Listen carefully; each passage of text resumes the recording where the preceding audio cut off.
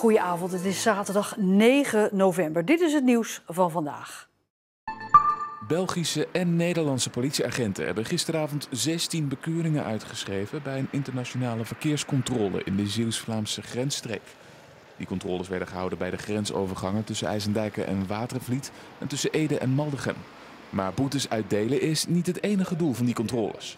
Dat doen we om de samenwerking met onze Belgische collega's te verbeteren. En ook omdat we steeds meer zien dat er grensoverschrijdende criminaliteit is het heel erg belangrijk om goed samen te werken. Want ook criminelen profiteren van onze open grenzen. Het is heel makkelijk om van Nederland naar België, naar Duitsland, alle landen hier zo in Europa te gaan. Daarom is het belangrijk om informatie ook goed te delen in dit geval met de Belgische collega's. En wat speelt er in België? Kunnen wij daar in Nederland ook profijt van hebben van die informatie en ook zo andersom. In totaal werden gisteravond 173 voertuigen gecontroleerd. En van de 16 bekeuringen waren er 4 voor het niet dragen van de autogordel, 3 voor onverzekerd rijden en 2 voor het niet kunnen tonen van een rijbewijs. 1 automobilist was daarnaast onder invloed van alcohol en een andere van zowel alcohol als drugs. Verder werd er nog 1 achterstallige boete geïnd. En in de toekomst kunnen we meer van dit soort controles verwachten. Ja, dat willen we zeker in de toekomst vaker gaan doen. We zien ook dat die samenwerking heel erg goed werkt. We hebben nu ook de informatie bijvoorbeeld als we samenwerken met de Belgische collega's. Dat zij in hun Belgische systemen kunnen kijken. Misschien komt daar, om het zo maar te zeggen, een boefje wel heel vaak voor. En hebben wij die informatie hier in Nederland misschien nog wel niet. Dan is het fijn dat je samenwerkt en dat je kan kijken van hoe kunnen we dit aanpakken. Politie, brandweer en een ambulance zijn afgelopen nacht uitgerukt omdat er een auto in het water lag aan de Louis Armstrongstraat in Middelburg. Omdat niet duidelijk was of er nog iemand in zat, werd groot alarm geslagen. Maar al gauw bleek dat de auto van een oprit was afgerold en leeg was. Een bergingsbedrijf heeft de auto op het droge gezet. He was supposed to be my godfather when he returned from the war. And of course he never did. This is beautiful and the culmination of a journey for me and my family. Thank you. Dankbare nabestaanden vandaag tijdens de onthulling van een herdenkingssteen op paviljoen Het Schor bij Paal. Een paar meter verderop stortte in 1944 een bommenwerper met 7 geallieerden neer. Lang was dat de enige beschikbare informatie, tot Mark Zwartelee en Jaap Geense uit Heikant op onderzoek uitgingen. We wisten dat het die Scharftinger was. En zo hebben we dus onderdelen toch weten te vinden van dat vliegtuig. Via kennissen in Engeland die gespecialiseerd zijn in Lancasters kwamen we er inderdaad achter dat het een Lancaster was. En al zoekende op de begraafplaatsen hebben we in België ontdekt dat daar de 7 mannen begraven waren.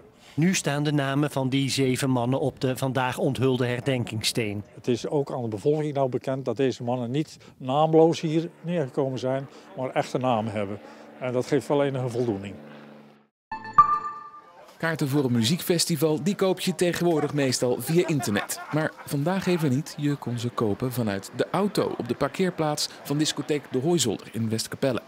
Het gaat om kaarten voor het muziekfestival Rieps. En deze speciale drive-in voorverkoop moet het makkelijker maken voor bewoners van de omgeving van dat festival om een kaartje te bemachtigen.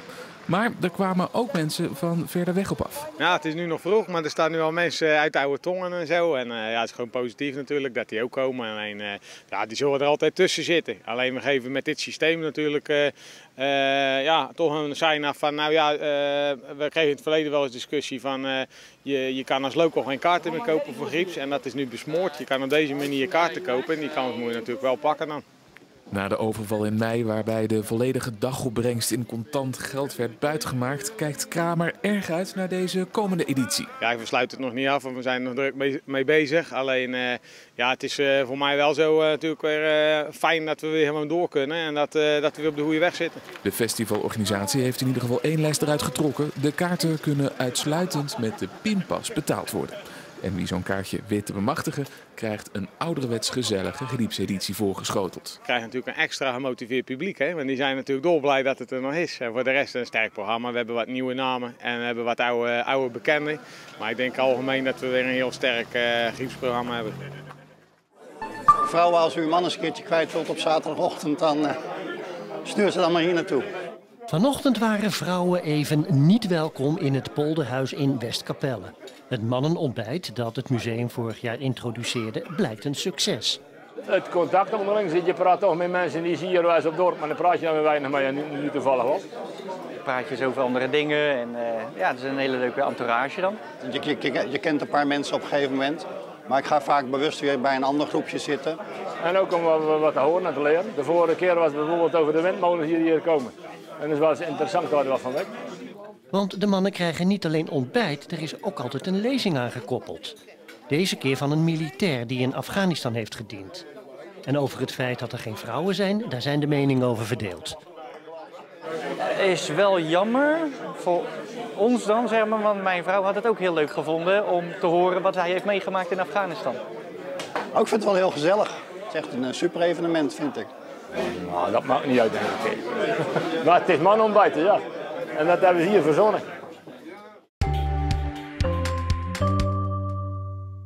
Het was een fraaie herfstdag in de provincie met zonnige perioden en vanmiddag werd het een graad of 10. Voorlopig hebben we te maken met opklaringen. Een regenstoring trekt langzaam onze kant op van boven Engeland. Maar de komende 24 uur is het helemaal droog in de provincie met wolkenvelden en opklaringen die elkaar afwisselen komende nacht. En het wordt koud. Op de koudste plaatsen rond het vriespunt met kans op vorst aan de grond. De wind is zwak uit zuidoostelijke richting. Morgen overdag blijft het rustig in de Zeeuwse atmosfeer. Windkracht 1 tot 2 slechts uit het zuidoosten. 's Ochtends vroeg kan het her en der wat grijs of mistig zijn, maar de laaghangende bewolking verdwijnt. Het wordt een zonnige middag en de temperatuur loopt weer op tot een graad of 10. Nou, een vrij normale waarde voor deze periode van de herfst. Op maandag wordt het wat kouder, 8 graden, met regen en aantrekkende zuidelijke wind. Dinsdag en woensdag opklaringen, stevige wind en ook dan wordt het een graad of 8. Tot zover Zeeland nu. Ik ben zo meteen bij u terug met het weekoverzicht. Met daarin onder meer de onderwijsstaking en de start van de rechtszaak rond de overval op Gips.